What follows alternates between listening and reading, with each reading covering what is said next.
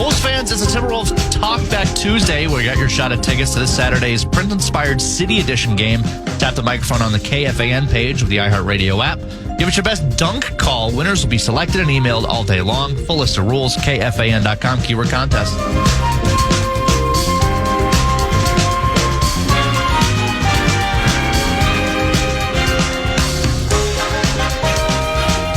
Welcome back. Final hour is upon us, 9 to noon, and patiently awaiting the arrival of head coach Kevin O'Connell. X's and O's with head coach Kevin O'Connell on a weekly basis.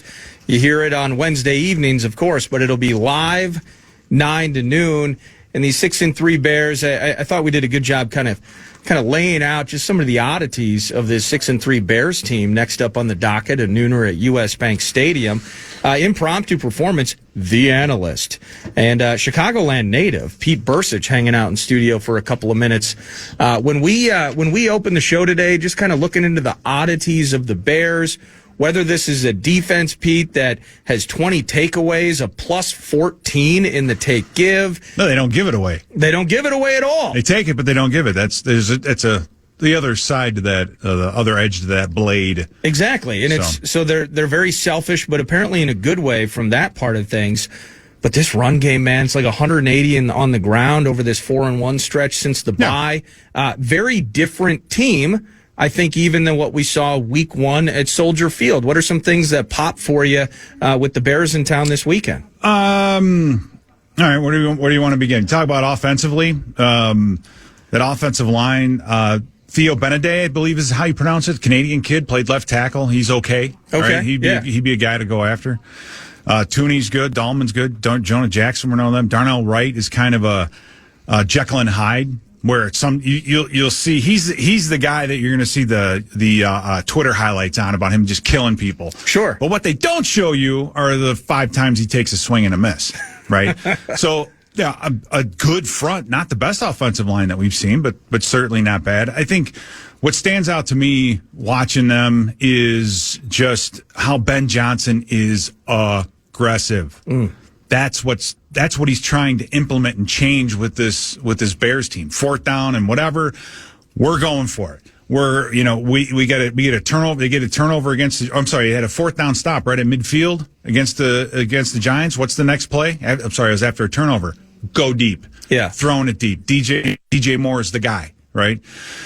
So he's trying to instill that attitude in this Bears offense, like what we saw in which Detroit we haven't seen out of Chicago maybe ever. So maybe since they invented the forward pass, we haven't seen this type of aggressive down the field passing game from a Bears team, and he's trying to get them to do that. We've seen the Lions progress from the loser Lions to what they are now, and you're kind of seeing it unfold in front of your eyes right now. So just a different attitude. All right, well, I've been usurped. Yes, you have. See you later. Hey, thank you. Pete Bercich, at Pete Bercich.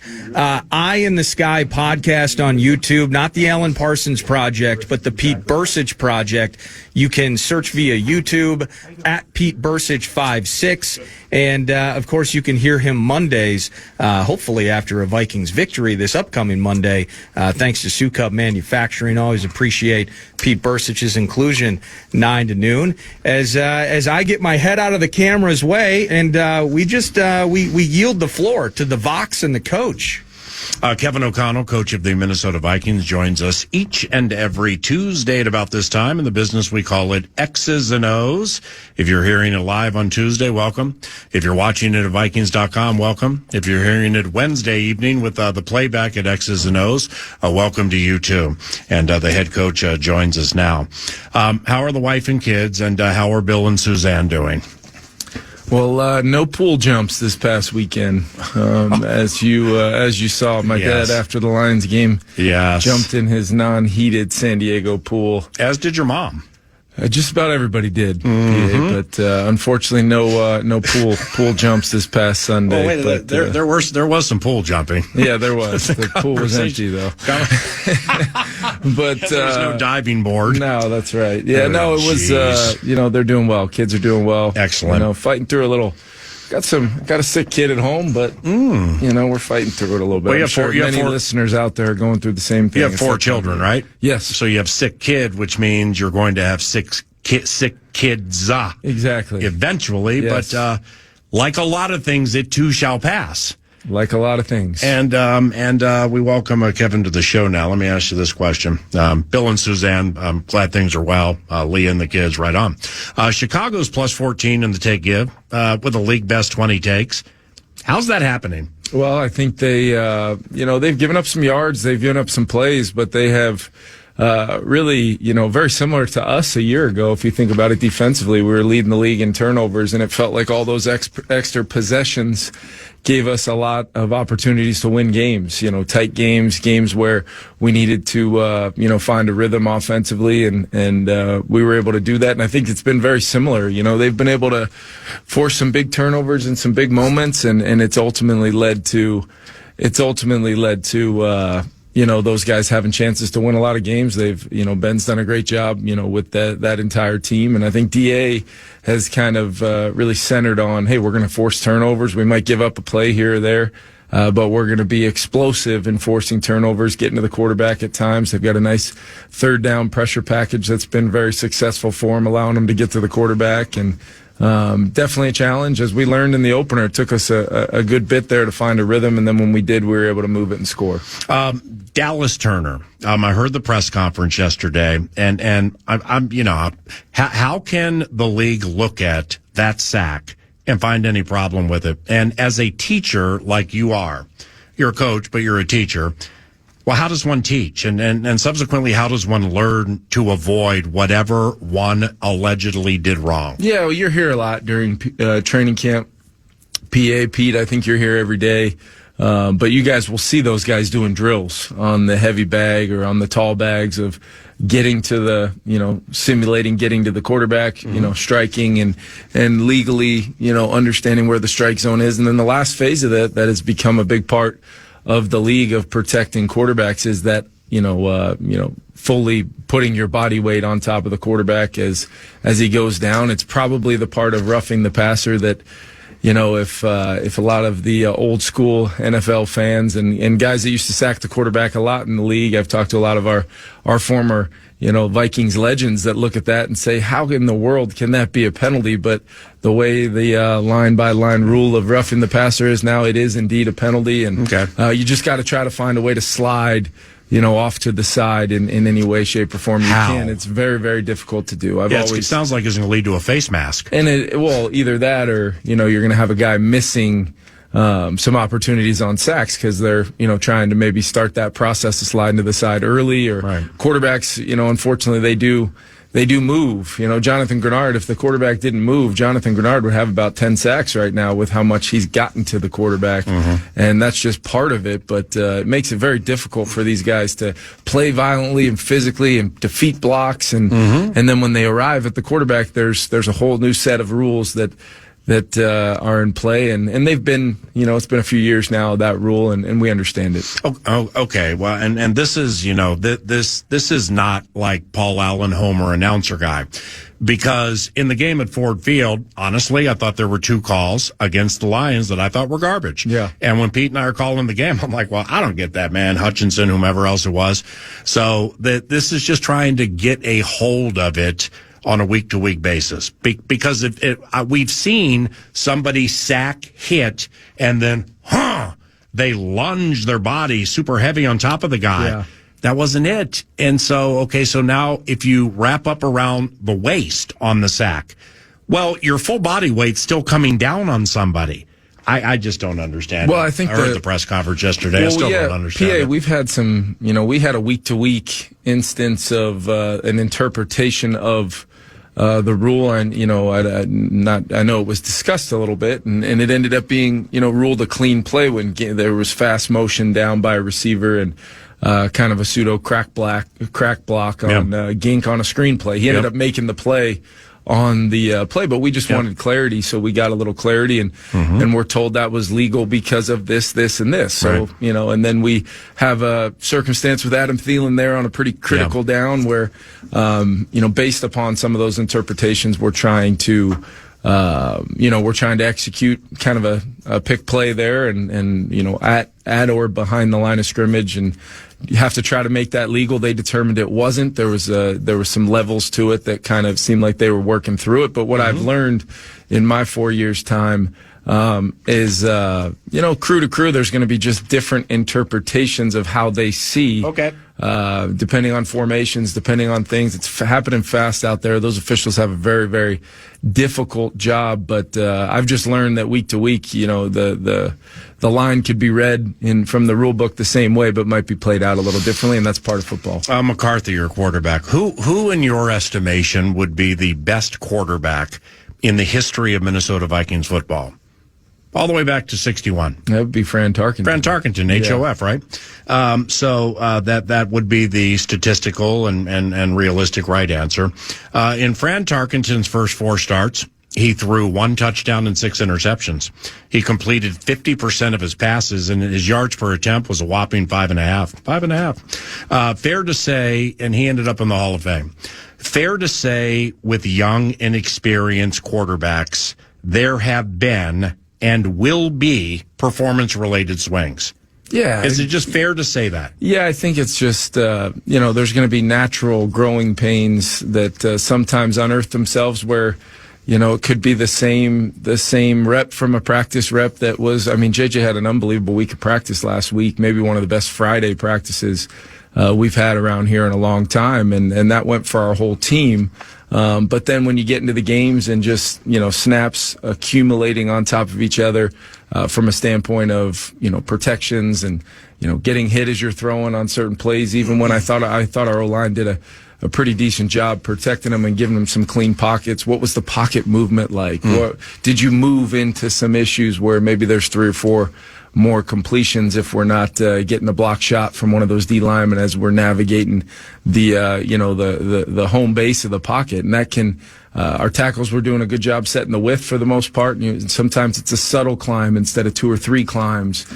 Just things that as you watch the tape, it's incredibly powerful learning moments, and we're talking about the player's 4th start as you mentioned.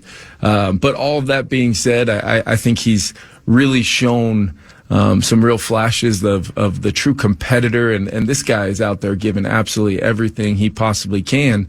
And as we've talked about, sometimes it's not the scramble, and put yourself in harm's way. It's just check it down to Hawkinson on the backside of the formation for a gain of 8. He did it a couple times in the game to Jordan Mason on one, Aaron Jones on another play action. They were combined gains of 20 between the 2 completions, and I hit the headset and told him that might be my favorite play of the day right there. Wow.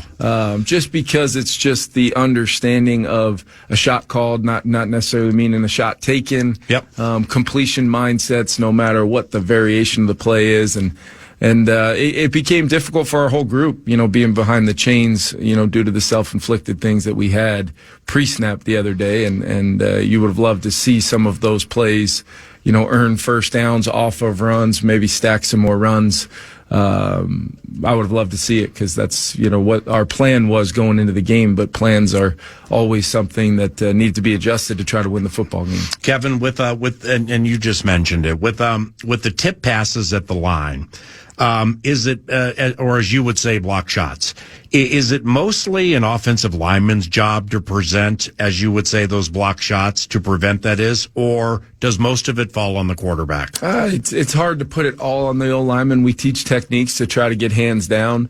If guys want to leave their feet, the next thing they should find is the earth. Yeah. From a standpoint of D lineman leaving his feet, we should be, legally putting that player on the ground. Don't have somebody fall on him with the body weight. But it's also some of those, whether it's technique and fundamentals of eliminating some internal penetration, some push, away from the slide side. There was actually the throw where JJ, maybe one of the most impressive throws we've had this year, when he threw it was 2nd and 15, he threw about a 25-yard strike to the front line, and Justin many times has come down with that ball. He didn't in that case, but that was even following through some of that push. But then other times there was issues in the game where just the great initial pocket movement finding that home base and that safe space in the pocket, but then continuing to allow that momentum to take him right up into the back of either a Blake or a Donovan or a Fries.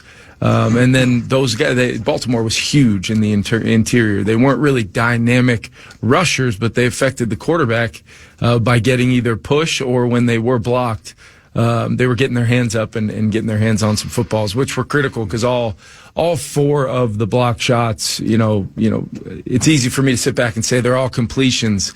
But when you turn on the tape and see, Jordan Addison on a backside in cut wide open, or the third and 3 in the red zone before we went for it on 4th and 3. I mean, that is a walk-in touchdown out as he wraps around that linebacker, which would have been a phenomenal progression play by JJ. He did everything right, just a little bit too much movement.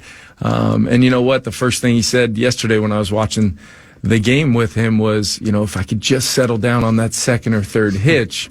And I, got a big smile on my face, and I said, "What do you think we're going to be working on this week?" And that's where we're at right now. Well, and having a blast doing it with him, but we've got to find a way to win football games at the same time. I mean, the way you just explained that, and as smart as you are, you can use that to your advantage. What's happening in front of you. I mean, now we're getting cute and tricky here, holding the ball a little longer, but like fakes, and they go up because we know everybody blocks your shots. Oh, wow. And then something with it. I just said that's generally how people like you think, is taking something that it may be bugging you or not working great, use it to your advantage. Hey, well, that's the thing with the block shots, is working great and the result of the play end up being such a stark contrast of what the actual reality was. And doesn't bode well for kind of, digesting what happened, right. Either from the chalk, where we stand on the sidelines, or from the stands, or up where you call the game. It doesn't make it any easier for any of us.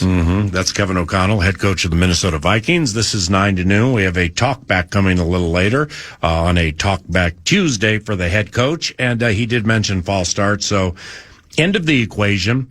What mostly played into the false starts, and do we need former FBI agent Bill to investigate if the Ravens were illicitly mocking cadence leading to said jumps? Yeah, they weren't. They weren't at all? No. I mean, there may have been some move calls and things, because a couple of them, actually 2 of them took place on the same play was called, where we were simply setting the front with a motion and trying to get another run off. But at the same time, JJ went through his initial cadence to make sure we were good with the run play that was called. We had a flinch, both times. And so just a series of errors. But there was other examples. I mean, there was one where, JJ had, he was thinking about snapping this ball on a timely cadence where we wouldn't let the motion get reset. And in his mind, he said one thing, and when he got to the line of scrimmage, that was one that was called on him.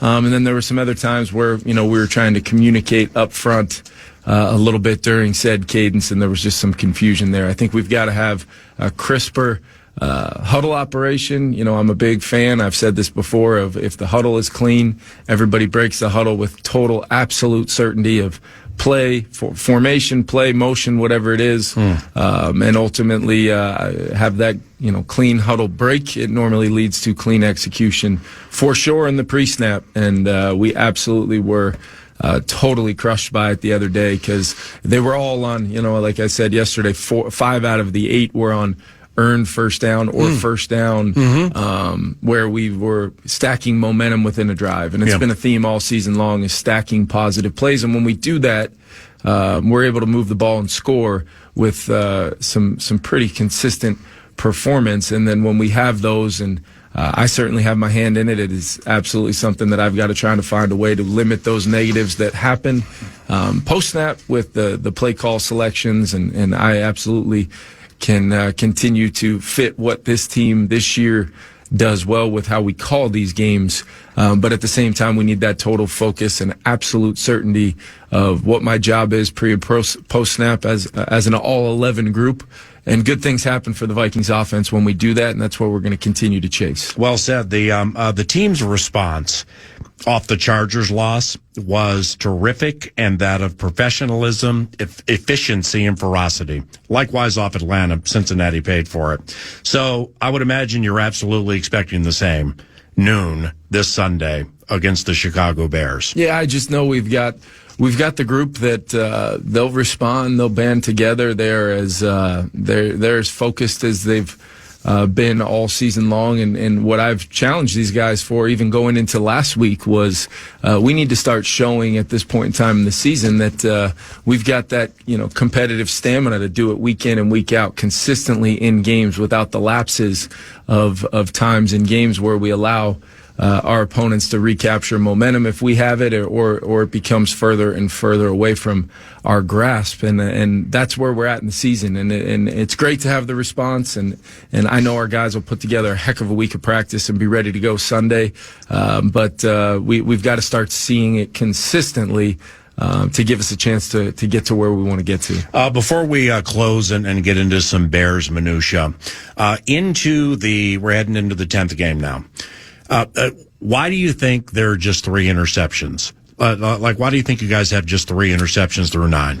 Yeah, it's obviously been a pretty big difference from last year, all those extra possessions and those game-changing plays. I think we talk a lot about tips and overthrows, and we've had, I think we had 3 or 4 the other day where the ball was up in the air and it finds the turf at US Bank Stadium. It's just not, at least in the short term, things that, over the last few games you're thinking about as a coach and I know Flo thinks about them. How do we continue to find ways to cause disruption and see if we can get opportunities at the football? Mm-hmm. Those things have a way of working out. And if they awarded the turnover margin winner at this point, I think a lot of teams would sign up for that. We would not be one of them. We want to go ahead and get this thing back where it belongs. It's a very, very important thing. I look at every game with this year's team as a line of scrimmage game from a standpoint of our fronts on both sides of the ball having an impact on the other team's front.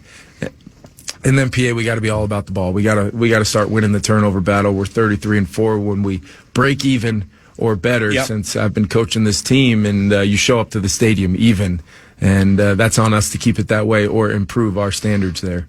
Chicago is 0-2 this year versus the NFC North. The last 5, the Bears out of the bye 4-1, lost to the Ravens with Tyler Huntley, not Lamar Jackson. Last 5 they've run at 185 a clip, 185 yards a clip.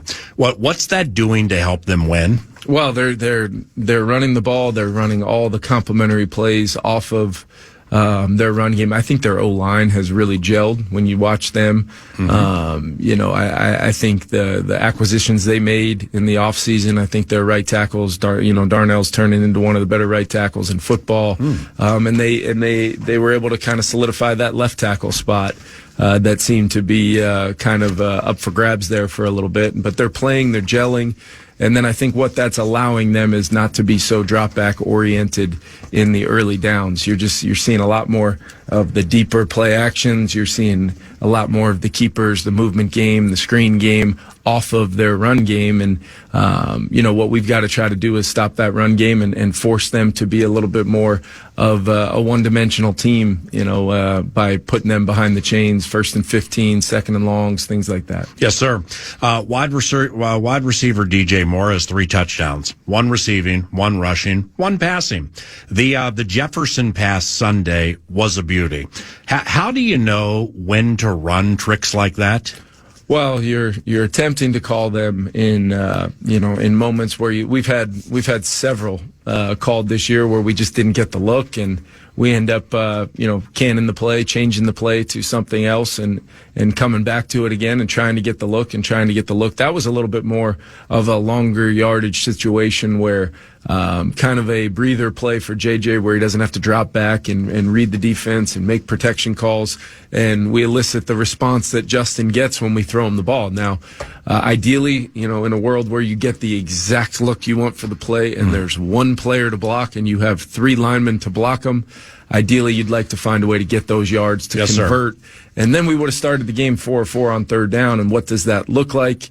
There was some frustration there just overall, 1 or 2 guys just understanding a little bit more about, what we were looking for there. And that's on me. That's got to give the clarity to these guys, because I know when I do it, they respond and perform. Saving the best for last, it involves the Jalens. First, the guy on offense. Here's the talk back.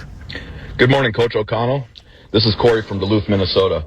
That Jalen Naylor performance this past Sunday against the Ravens was absolutely electric. My question for you is, going forward, will opposing defenses have to pay more attention to Speedy, and will that open up more targets for Jets, Addison, and Hawkinson? Thanks for your time, and I hope you have a great day.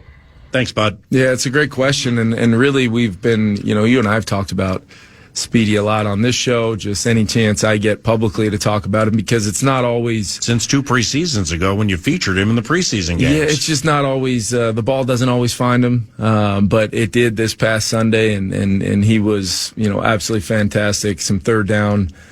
some big third down plays, some explosives, and Speedy is just playing fast. He's playing through contact. He's getting a lot of one-on-ones because of Jordan and Justin and TJ, and there's a lot of featured coverage to take away some of those guys sometimes, and Speedy goes to work in those moments, and we got to continue to give him opportunities to do that. But yes, I think the second part of that question is accurate. You've got to really decide when we're able to throw the ball outside of our consistent commitment to running the ball. You got to really decide how you want to handle the weapons that we do have, because Justin, Jordan, Speedy, TJ, Aaron Jones out of the backfield have proven to be playmakers that can change the game at any time and really elicit a response from the defense that helps kind of make everything go. And we've just got to find a way to make those plays, eliminate the negatives, run the football consistently. And when we get to those weighty downs and those third downs, those red zone opportunities like we did in the game the other day, Jalen Naylor had 2 big conversions on third down, and he had a 4th down touchdown when we absolutely had to have it to keep that game within reach. And lastly, the Jalen's saving the best for last. The early part of the game, I think he had 6 tackles in a quarter and a half, something like that. Jalen Redmond was all over the place. He's been fantastic today. Now, the story is unbelievable if you get into the depth of the blood clots. And his best friend died at age 23, and everybody gave up on him. Carolina exposed him, not in a negative way, but other teams can come get him. He had a calf strain, couldn't figure out what was going on. It was blood clot related. Yep.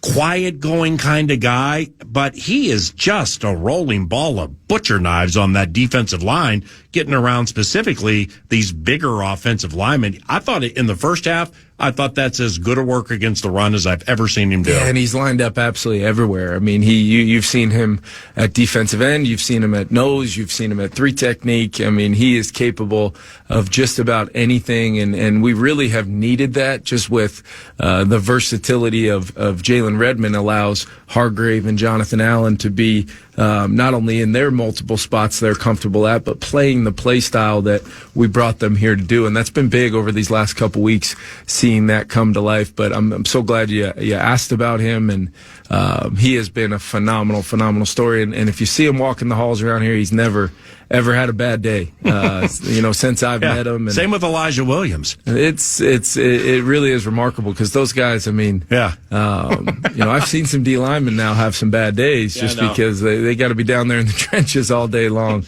But Jalen Redmond has had some swagger about him, and his performances have been fantastic. Well, why I laughed when I mentioned Elijah, undrafted from Morgan State, worked his tail off to make the active roster.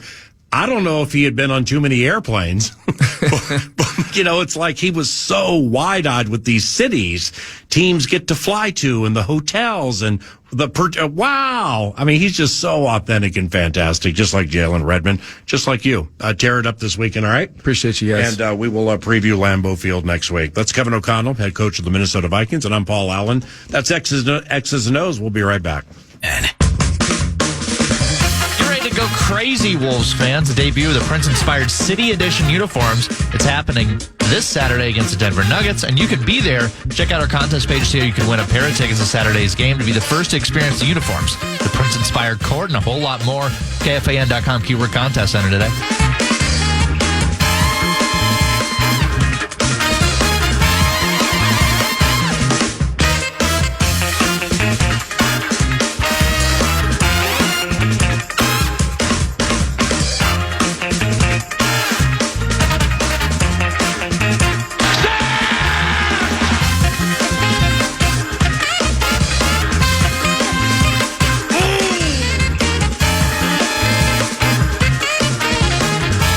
can't have the analyst for the Vikings radio network stop by as buffer, right, while the announcer waits for the head coach to come down for X's and O's. It's a team sport, Paul. And then all of a sudden, well, the reason I bring this up is because then we just respectfully move Pete Bercich from a chair. Well, kind of like it reminded me of a story you told this morning at a speaking engagement you, Ben, and I had together at the museum about well, why don't you share it? It was about when you were at Notre Dame. Yeah. You got benched or something like that. What happened? Well, here's a fascinating story. My sophomore year, Sorry, I'm playing middle linebacker with Gary Darnell as our defensive coordinator. It was 4-3 stack, blah, blah, blah. I ended up starting 9 games my sophomore year. Jim Flanagan and I, who ended up playing for the Bears and the 49ers, were fighting over to play linebacker. You win that battle. Right, and you win that battle, you play, and you have a great year. And then Darnell leaves, and we bring in a different defensive coordinator. Demetrius Dubose gets suspended, so I move over to his spot. Then he goes through 3 games. Demetrius comes back, and they leave the other guy where he was, Tony Peterson. And then I'm like, okay, well, where am I going? What happened? They're like, what? Exactly. I'm like, what? Now, if I had gone and screwed, the team was really good, by the way. Yeah, well, yeah. I mean, if we had like top 3 in the country. If something would have happened, if I had done something, I'd have been like, okay, I get it. But nothing happened. So every time, and we all got benched a million times because Lou would come down. You would literally get benched every couple weeks. Seriously. He'd come over to the defense. He'd be like, "Hey, get him out, coach." And then he'd pull you out. Another guy comes in, and then he'd leave. Yeah. And I'm like, he just screwed up too. He just did the exact same thing I did, but you're over there, so right. So it's all. Yeah. So then every time I got benched, I went to his office. Yeah. And I knocked on the door. I came in. I sat down. I said, "Coach, what do I got to do to get back on the field?" And then I'd just sit back. Yeah. I wouldn't listen to a word he said. I'd just sit back. I just want him to know that it pissed me off. Yeah. Right? But as you shared this morning, you conceded you made a mistake acting like that. Well, that wasn't the right way to act. Well, I guess the thing was, and my point was, there's certain times in life where those things happen. You have a choice. You either quit, move on, do something else, or you just keep going. And I chose to keep going because I knew I couldn't live with myself if I quit. If I put everything I got into something, it's like, that's why I brought up the 98, the NFC Championship game. Yeah. Right? I played special teams all the time, and then Eddie McDaniel got hurt, so I was in there for, I was done. I was toast. And when that guy kicked that field goal and I saw it go through, I was like, hey, there's nothing more I could have possibly done. Mm-hmm. And that really is the only way you can live without having regrets. Yeah. In that regard. And so just being too dumb to quit, that's the whole Rudy thing. That was the whole point of the movie Rudy. Yeah. Right? I know his whole family. His brothers have done more remarkable things than he did. Wait, Rudy was on the team you were on? No, he was way before me. But his one brother Mark was the wrestling coach in my high school, IHSA Coach of the Year many, many times. His brother Francis was an undercover detective and ran a gym. He held powerlifting records for his weight class, right? And his other brother was the first 4-time state champion in wrestling in Illinois history in high school. Dusty Rhodes, the American Dream, and they make the movie about him, about the goofy one, right? And I love him to death. I know him, and so. But that's kind of the point of the movie. Yeah. You just got to stick through it just a day longer. One day at a time, 1 minute at a time, the whole thing. And, here we go. And here we are. So the Bears this weekend, and it causes me to hearken to Pete started as analyst for the Vikings radio network in 2007 after Uncle Joe Sensor was the analyst 02, 3, 4, 5, and 6. So Childress comes in, and Uncle Joe does a year, and then he's like, I'm going to back out and do some other things. So then in rolls the analyst, Pete Bercich. And every time the Bears are on the schedule, one of the first things I think of is the first game you called at Soldier Field, a place you went to a bunch of times with your game-worn Mike Singletary or Wilbur Marshall or Richard Dent. Grew up a Bears fan, 85 Bears. You lived in the city during 14 years old. Team wins a Super Bowl. Right. What could be better? Right. And now you're with the Vikings radio network after coaching for the Vikings for a half decade and playing for the team X amount of years. And of course, the first game you have at Soldier Field is just this high-scoring bonanza with Peterson running all over the place. Dwight Smith biting on a Devin Hester double move. I'm still mad. You were so emotional during that game. I'll never forget it. And I think back about what they did with Adrian Peterson and how he played, and then they're like, all right, we're just going to let him return a kick, and then he takes it out to the 40. Yeah. It was unbelievable. And Longwell walks off. Yeah, I'm still mad about the Devin. I mean, what else was Devin Hester? He's a DB. Why else would he be in there? Yeah. He's going to run a vertical route. He's fast. He can't run curls and digs and post comebacks. This is what he does. So how dumb can you be? And, remember how loud it was? Yeah. You bite on the dog. Yes. And then Devin Hester walking out for the punts. And what's the bit? Oh, Soldier Boy. Oh, and he didn't run out to his spot. No, he bounced and floated and looked at the crowd. Yeah. It had such aura. And then there would be a punt return. And of course, Heath Farwell would have gotten blocked in the back, but no call. Right. And there goes Devin. We talked to Anthony Barr yesterday for alumni bit, Vikings, and we were talking about the Bears game and stuff. And the first thing he brought up was how bad the field was, right? And it's much better now. But I remember back in the day, you'd go out there and the grass would be ankle deep. And could be coming up in just pieces, and but that was. But remember how slippery it was this year? Yeah, but that's what going to Chicago is, right? It's a. But it's worse now because they're moving to Arlington Heights. Yeah, well, speaking of that, I remember the Pontiac Silverdome. We used to go to Silverdome, and I remember when they finally decided what they were going to do, and they're going to move it to Ford Field in downtown. So the last time we went to Pontiac, we're in the hotel. Right? You jump out. What do? You get on these big tour buses. And the tour buses are surrounded by what? Police cars. Yeah. And you're just zipping on the side of the ramps, and you're right into the stadium. Mm-hmm. The police in I'm sorry, it was, I'm trying to remember what town. Troy? The Silverdome was in. Whatever. Oh, Pontiac. Yeah, Pontiac. They escorted us, but they didn't turn their lights on. So we sat in traffic behind the cops the whole way there. It took us 35, 40 minutes to get there. I mean, it's just, I love that kind of stuff because the people in Pontiac are like, screw you guys. Yeah. Screw the Lions. You guys want to go downtown? Screw you. Bye. We're not no more police escorts, no more of this, no more of that. The stadium's falling apart, the whole thing. It was all that for a right to play Barry Sanders. It's fantastic. Yeah, no kidding. And those things are just, I love playing at the Silverdome. We played there one day after a Bruce Springsteen concert on a Saturday night, and it was you couldn't see the rafters because there was so much smoke still in that thing. Yeah. They didn't back then circulate air. Come on, what do you mean? You go in the locker room and it was all a chain link this and just wires that, and it was so Spartan. I mean the tiles missing, the hot water thing, It was almost like going to Candlestick with how bad. I mean, Candlestick was just a dump as a visitor for sure. The locker room, the whole thing, and how about Dallas, Texas Stadium? Oh, yeah, that was something was ridiculous. It was hot. Yeah, I remember my rookie year in '94 going down there for a preseason game. We flew down the day of the game. Oh, geez, we flew down the day of the game. Went to a hotel, sat around for 2 hours, and then went to the stadium. No, let me guess, you got 900. It was 900. I don't even remember. It was 900 degrees. All I know is the first game I ever cramped up. I didn't see the field for the entire first half.